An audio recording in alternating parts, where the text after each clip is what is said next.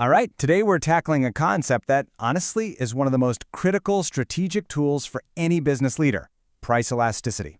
And look, this isn't some dusty theory from an economics textbook. This is a practical, powerful framework for making smarter decisions about your pricing, your product, and really, your entire market strategy. So let's start with the fundamental, maybe even the million-dollar question for any business. What's the right price for what you sell? I mean, if you go too high, you know you're going to scare customers away. But if you go too low, you're just leaving money on the table. Finding that sweet spot, that perfect balance, that's the whole game.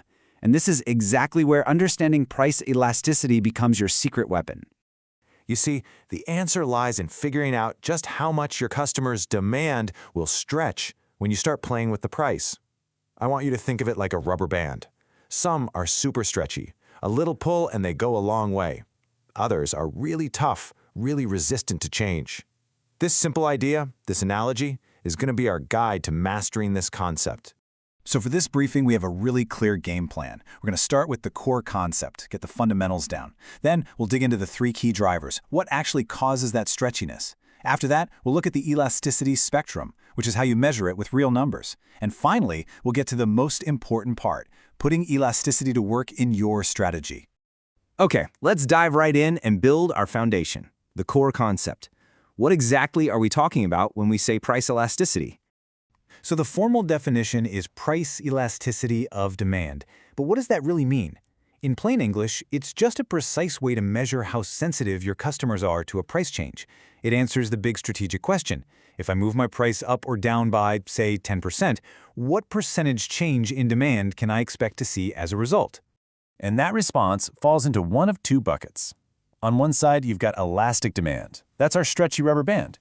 Even a small price change causes a huge outsized shift in how much people want to buy. On the other side, you've got inelastic demand, the tough rubber band. You can change the price by a lot, and demand barely budges. Getting this distinction right is absolutely crucial for any strategy. And you see this everywhere in the real world. Just think about gasoline. For the most part, that's inelastic. If the price goes up, most of us still have to fill up our cars to get to work, right? Demand stays pretty stable. But now think about a specific brand of cookies. If their price suddenly jumps, you have dozens, literally dozens of other cookie options right there on the shelf. Demand for that brand is super elastic because customers can just switch. So that brings up a really important question. What actually decides if a product is stretchy or tough? Let's break down the three key drivers that determine whether demand is going to be elastic or inelastic. See, a product's elasticity isn't just random. It really comes down to three main factors. First, the availability of substitutes. Second, the urgency or the necessity of the purchase. And third, the duration of the price change. Let's just quickly hit on each one. First, and you could argue this is the most important one, is the availability of substitutes. And the rule here is super straightforward. The more real alternatives a customer has, the more elastic the demand for your product will be.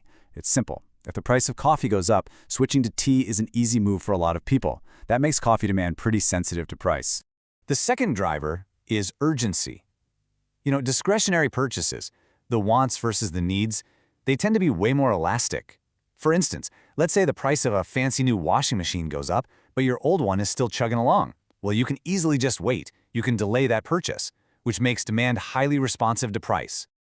But on the flip side, necessities and, addictive products are highly inelastic. Think about it. If your printer is out of ink and it only takes one specific proprietary cartridge to work, you have to buy it. You don't really have a choice, almost regardless of a small price hike. That combination of no substitutes and urgent need is what creates that powerful inelasticity. Okay, so we've got the concept down, we know the drivers, now let's get practical. How do we move from this theory to a tool we can actually use? How do we put a hard number on this stretchiness? Well, the formula is refreshingly simple. All you do is take the percentage change in the quantity people bought, and you divide it by the percentage change in the price. That simple ratio gives you one single, really powerful number that tells you everything you need to know. And that number fits right onto this spectrum. If your result is greater than 1, demand is officially elastic. If it's less than 1, it's inelastic. A result of exactly 1 is what we call unitary elasticity. Price and demand move in perfect proportion. And a result of 0, that's perfectly inelastic. A price change has literally 0 effect on demand. So let's make this concrete with a quick case study.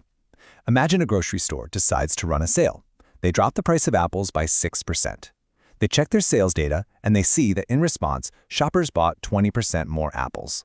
So you run the simple calculation, 20% divided by 6%, and the result you get is 3.33.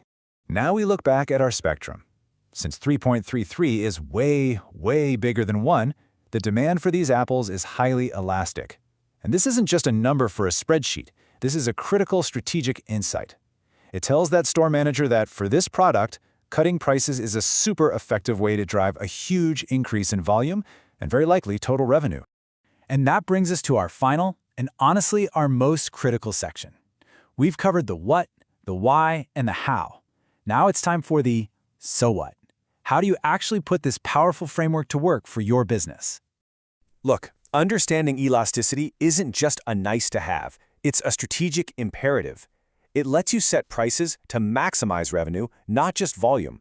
It helps you forecast demand with way more accuracy, which helps with everything from inventory to supply chain. And it's not just for businesses. Governments use this to figure out taxes. If they tax an inelastic good, like gasoline, they know it'll raise a ton of revenue because demand won't drop much. But if they tax an elastic luxury good, demand could just collapse and they'd get nothing. And this really gets to the heart of the matter from a business perspective. The goal for most companies is to actively reduce their price elasticity, to push their products over to the inelastic side of that spectrum. And how do you do that? You do it by strategically differentiating your product, by building a brand people are loyal to, and by creating an experience that feels irreplaceable. You're essentially building a competitive moat. Which leaves us with one focusing question that every single business leader needs to be asking themselves. Is your product a painkiller or a vitamin? Think about it. A painkiller solves an urgent, intense problem. Its demand is naturally inelastic. A vitamin, on the other hand, is a discretionary nice-to-have, which makes its demand far more elastic. Because ultimately, your answer to that question, the real measured elasticity of your customer's demand, that's what defines your pricing power. And in the end, it reveals the true strategic strength of your entire business.